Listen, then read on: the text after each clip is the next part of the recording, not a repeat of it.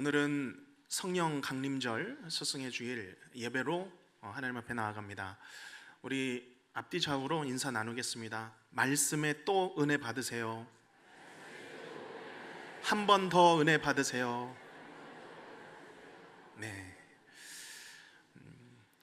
우리에게 하나님께서 말씀해 주시고 또 지금까지 은혜를 받았다면 오늘 다시 한번 하나님의 은혜가, 특별히 말씀의 은혜가 우리 각 성도님들의 심령 가운데 임하기를 주님의 이름으로 축복합니다. 우리에게는 각자 내가 결국에는 바라는 언젠가의 그날이 있습니다. 아이들이 바라는 결국 그날은 언제입니까? 어른이 되는 날입니다. 군대에 간 군인이 간절히 바라는 날은 제대하는 날이겠죠. 청년들은 내가 사랑하는 사람과 결혼하는 그날을 기다립니다. 오랫동안 쌓아놓은 빚이 가득한 사람들은 그 빚을 청산하는 그날을 기대합니다. 직장에 다니고 있는 사람들은 지금까지 또한 기다려오던 그 승진이 이루어지는 그날, 바로 그날을 기다리며 하루하루를 살아갑니다. 오늘 우리는 어떤 그날을 꿈꾸며 기다리며 살아가고 계십니까? 오늘 요엘서 말씀에서는 구약의 선지자들이 그토록 기다리고 고대하던 그 날에 관해서 말씀하고 있습니다. 그날은 주의 날입니다. 주님의 심판이 이루어지는 날이면서도 동시에 주님을 믿는 성도들에게는 구원과 축복이 임하는 날이 되는 것이죠.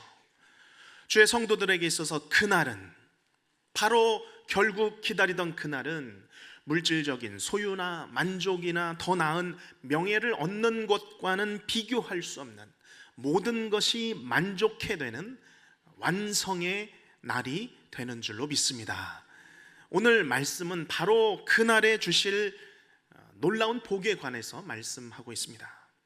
말세가 되면 성도들은 신앙을 지키며 살기에 너무나도 힘든 고난과 핍박, 어려움 가운데 살아가게 되어 있습니다. 그러나 하나님께서는 믿음이 무너져도 몇 번 무너졌을 주의 백성들, 주의 성도들을 오늘도 돌아보고 계시며 그들에게 이전에 부어졌던 방식과는 전혀 다른 주의 영을 오늘 부어주실 것이라고 말씀하고 있는 것입니다. 오늘 성령 강림절, 주의 영이신 우리 성령 하나님께서 우리 안에 임하신 그 은혜에 우리가 다시 한번 감사하며 기쁨으로 찬양하며 고백하는 귀한 성령 강림절 주일이 되시기를 주님의 이름으로 축원합니다.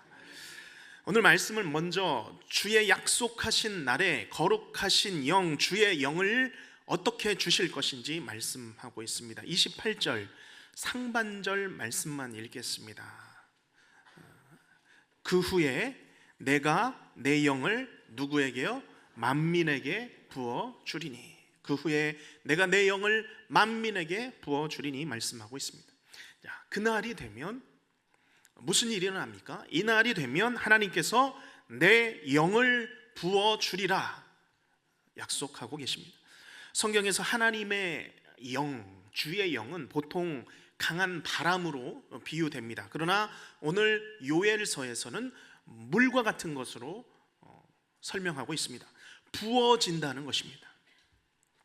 그래서 하나님의 영이 부어질 때 내 영에 부어주리니 라고 표현하고 있습니다. 혹시 장마비가 지난 뒤에 커다란 그 댐을 가본 적이 있으실 것입니다. 저장되었던 그 물이 한계에 다다르게 되었을 때는 그 댐에 차 있는 그 물을 흘러 보내야 합니다. 굳게 닫혀 있던 그 수문이 열려질 때 어떤 일이 일어납니까? 그 위로부터 아래로 낙하하는 거품을 일으키면서 그 물이 밑으로 쏟아지게 되는 것입니다. 어마어마한 양이 댐에 하류로 쏟아집니다. 이것이 하나님의 영이신 성령이 우리에게 부어진 그런 모습입니다. 하나님께서 그분의 영을 그분의 백성들에게 주시는 모습은 마치 폭우가 쏟아지는 것처럼 풍요롭고 광범위하며 이와 같이 능력 있는 모습일 것이다 라는 것을 말씀하고 있는 것입니다. 하나님이 우리에게 성령을 주실 때에는, 부어주실 때에는 인색하지 않습니다. 그저 작은 물방울처럼 뿌려주지 않죠. 물줄기로 주어지지 않습니다. 그것은 능력 있으시며 모든 것을 덮으시는 성령의 부으심인 줄로 믿습니다. 그저 거대한 폭포수 물이 아니라 온 땅의 가뭄을 끝내는 그러한 물입니다. 메마른 기근을 끝내는 단비와 같은 풍성한 성령의 부으심을 부어주십니다. 이 모습은 죄인의 머리에 물이 부어지는 신약의 세례를 떠오르게 합니다. 메말라서 생기를 잃어버린 땅과 같은 그 죄인의 머리 위에 생명의 근원이신 하나님의 영이 가득히 부어진다는 것입니다. 그러할 때에 어떤 일이 일어납니까? 요한복음 7장 37절부터 39절 하반절 말씀까지입니다. 제가 먼저 읽겠습니다. 명절 큰날, 곧 큰날에, 명절 끝날 곧 큰날에 예수께서 서서 외쳐 이르시되, 우리 같이 읽겠습니다. 누구든지 목마르거든 내게로 와서 마시라. 38절, 나를 믿는 자는 성경의 이름과 같이 그 배에서 생수의 강이 흘러나오리라 하리니. 우리 39절 말씀, 이는 그를 믿는 자들이 받을 성령을 가리켜 말씀하신 것이라. 아멘. 예수님께서는 예수님께 나오는 모든 사람에게, 누구든지 모든 목마른 이들을 위하여 성령을 부어 주시는 줄로 믿습니다. 예수님을 구원의 주로 믿는 모든 백성들에게 성령을 허락해 주십니다. 그 배에서 생수의 강이 흘러나오는 것 같이 이제는 성령으로 말미암아 생기를 입어 살아가는 것입니다. 성령이 부어진 그 삶에는 더 이상 메마름이나 가뭄이 없습니다. 성령을 받으면 그 인생의 생명과 회복이 일어나는 줄로 믿습니다. 그것이 성령을 받은 정상적인 성도의 삶인 것입니다. 오늘 내 삶에 기쁨이 사라졌습니까? 내 삶의 의미도 알지 못하고 혹시 그저 지쳐 있지는 않습니까? 내 마음이 영적인 가뭄이 일어난 것 같이 단단하고 메마른 심령으로 우리가 살아가고 있지는 않습니까? 오늘 우리가 다시 한번 목마른 내 심령이 성령 하나님의 폭포수 같은 은혜를 맛보기를 축복합니다. 내 안에 계신 성령의 생각과 인도하심에 내가 순종하며 살아갈 때에 그 생수의 능력이 오늘 성령 강림절 예배하는 나의 심령 가운데, 주여 단비와 같이 이 시간 내 심령 가운데 우리에게 부어 주시옵소서 소원하며 기대하시기를 주님의 이름으로 축복합니다. 자, 그러면 이 주의 영, 하나님의 영은 누구를 위한 것입니까? 만민을 위한, 모든 주의 백성들을 위한 성령입니다. 28절 29절 말씀입니다. 우리 28절부터 같이 읽겠습니다. 그 후에 내가 내 영을 만민에게 부어주리니 너희 자녀들이 장래의 일을 말할 것이며 너희 늙은이는 꿈을 꾸며 너희 젊은이는 이상을 볼 것이며. 29절, 그때에 내가 또 내 영을 남종과 여종에게 부어줄 것이며. 아멘. 28절 말씀에서는 하나님의 영이 만민에게 부어지는데 그 만민의 범위를 모두 다 말씀하고 있는 것입니다. 그것은 아들과 딸입니다. 남자와 여자 모든 사람들을 말하고 있는, 늙은이와 젊은이, 나이로서도 모든 연령대를 말씀하고 있는 것입니다. 온 이스라엘 백성들이죠. 가장 어린 사람부터 가장 나이가 많은 사람들까지, 종으로부터 더 많은 사람들까지 계층과 학벌과 성별과 부의 차별이 없이 다 만민에게 부어 주신다라는 말씀입니다. 모든 사람에게 한 사람도 차별이 없이 주를 믿는 자에게 하나님의 영이, 주의 영이 부어진다 하는 것입니다. 그렇기에 내가 하나님의 백성이라면, 하나님의 자녀라면 누구든지 주의 영이신 성령을 받게 될 것이라는 약속인 줄로 믿습니다. 오늘 주 예수를 믿는 만민에게 누구든지 부어지는 주의 영이, 이 성령의 충만함이 우리에게도 동일하게 부어진 줄을 믿으시길 바랍니다. 자, 그런데 여기 하나님의 온 백성이 하나도 예외 없이 성령을 받을 것이다 라는 이 약속은 사실 구약에서 오래전에 모세를 통해서 처음으로 언급이 되었었습니다. 모세도 온 백성에게 이 성령이 부어질 것을 고대하며 소망했던 것이죠. 민수기 11장 말씀에 보면 이제 이스라엘 백성들이 광야에서 그 광야 가운데서 만나를 잘 받아서 먹었는데 이제 또 불평하는 것이죠. 무엇을 달라고 불평합니까? 고기를 달라, 우리에게 고기를 달라 불평하고 모세를 원망하기 시작했습니다. 자, 이때에 하나님께서 모세를 도와주십니다.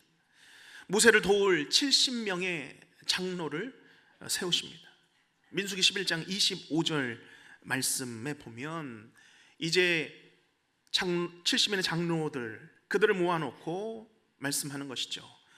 여호와께서 구름 가운데 강림하사 모세에게 말씀하시고, 우리 그 다음부터 같이 읽겠습니다. 그에게 임한 영을 70 장로에게도 임하게 하시니 영이 임하신 때에 그들이 예언을 하다가 다시는 하지 아니하였더라. 아멘. 하나님의 영이 70인의 장로에게 필요에 의해서, 필요에 한해서 잠시 동안 임하였던 것이죠. 잠시 동안 임하였을 때 그들이 예언을 했습니다. 아마도 모세를 모세의 의견들, 그런 말을 도와주는 그런 말씀을 전달했을 것입니다. 자, 그런데 70인 명단에는 있었는데 현장에는 오지 않았던 두 사람이 있었습니다. 그런데 그 두 사람이 있는 그 장소에서 그 두 사람에게도 하나님의 영이 임했던 것입니다. 그래서 그들도 예언을 했습니다.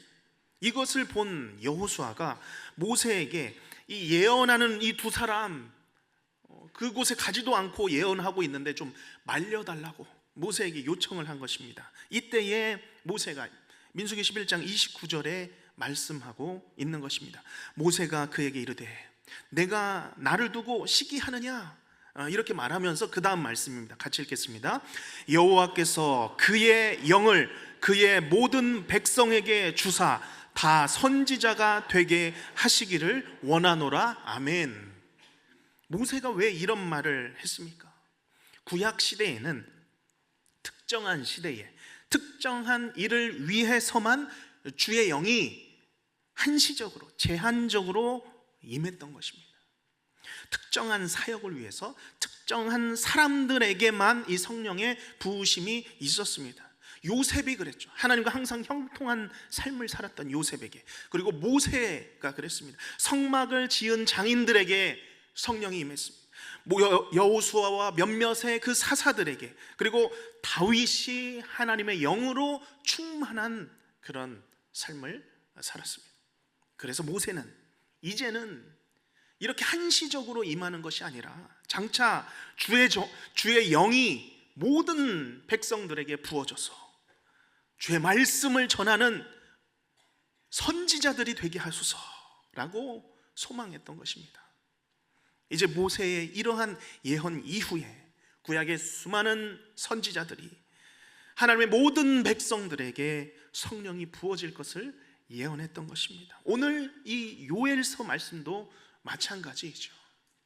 그리고 마침내 주의 영이신 성령께서 사도행전 2장 다락방에서 기다리고 있었던 120명의 제자들에게 강림하셨습니다. 성령 강림의 날이죠. 바람과 같이 호련히 그들이 앉은 자리에 각 사람 위에 임했습니다. 모인 모든 사람들이 다 성령의 충만함을 받았습니다. 성령의 말하게 하심을 따라 각기 다른 방언으로, 다른 언어로 말하기 시작합니다. 성령을 받은 그들이 무엇을 하기 시작합니까? 복음을 전하기 시작합니다. 그때부터 제자들이 변화된 것입니다. 완전히 변화되었습니다.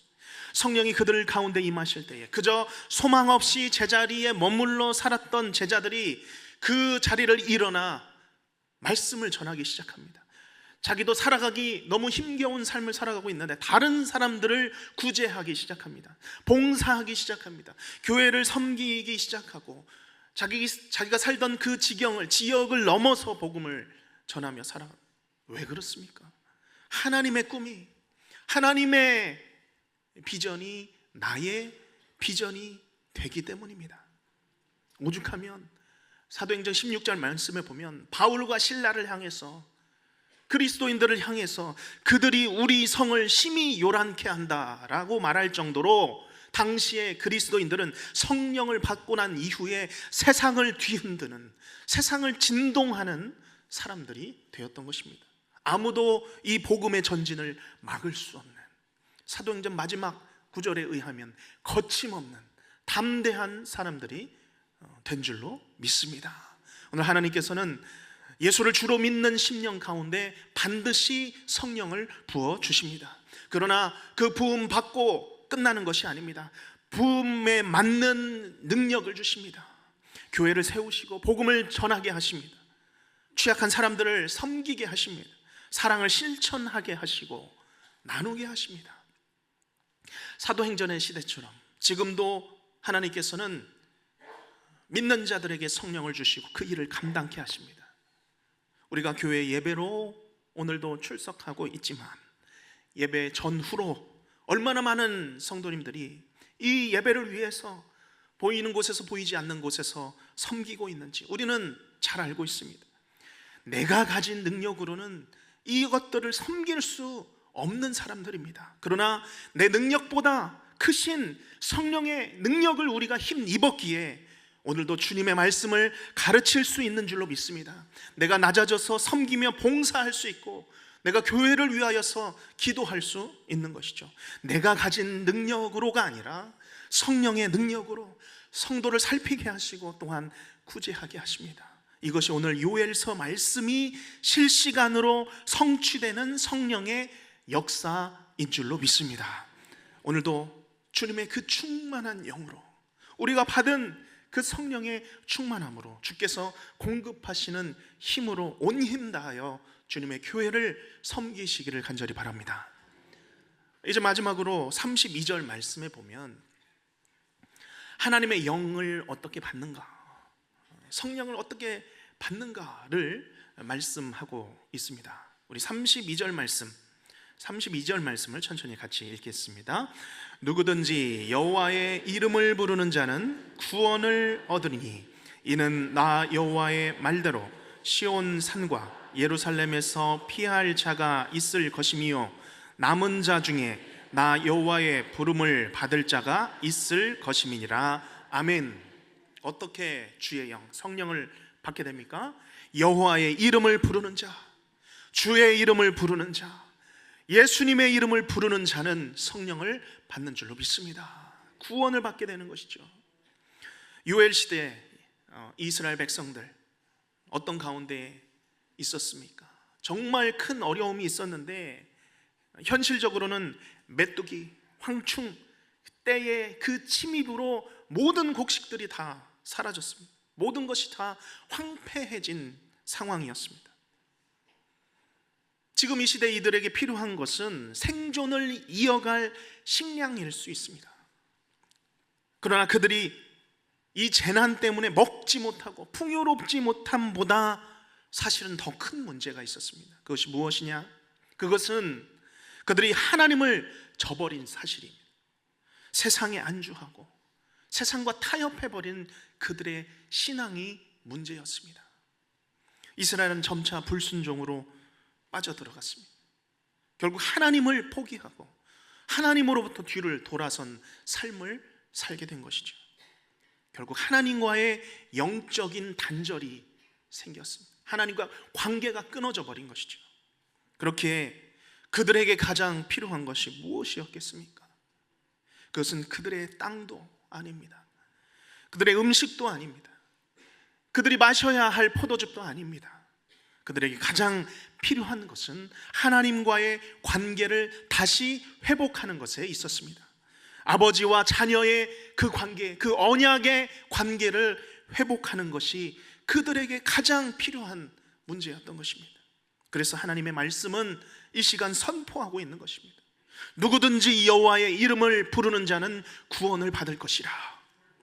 왜 죄인이 여호와의 이름을 불러야 합니까? 왜 죄인이 예수님의 이름을 부르짖어야 합니까? 그 이유가 무엇입니까? 하나님과의 단절된 관계를, 영적으로 단절된 이 관계를 회복하기 위해서입니다. 하나님을 떠나 있던 죄인이 여호와의 이름을 부르면 새로운 인생이 시작되는 줄로 믿습니다. 주의 이름을, 주 예수의 이름을 부르는 그때가 새로운 출발이 되는 줄로 믿습니다. 사도행전 2장 38절 말씀에 우리 같이 자막을 보고 읽겠습니다. 베드로가 이르되 너희가 회개하여 각각 예수 그리스도의 이름으로 세례를 받고 죄 사함을 받으라. 그리하면 성령의 선물을 받으리니. 아멘.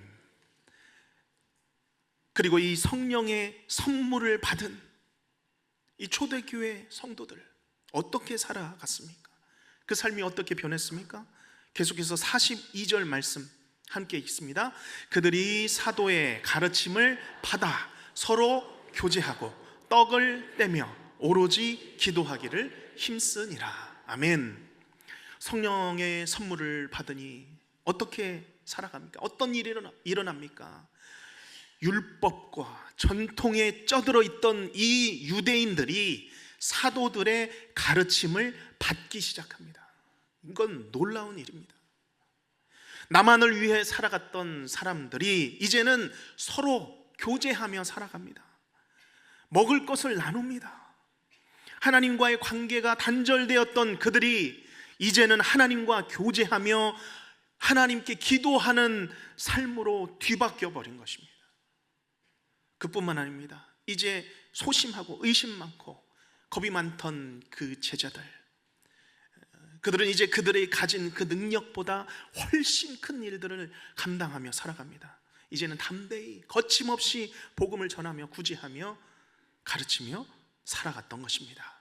그러면 오늘날은 어떻습니까?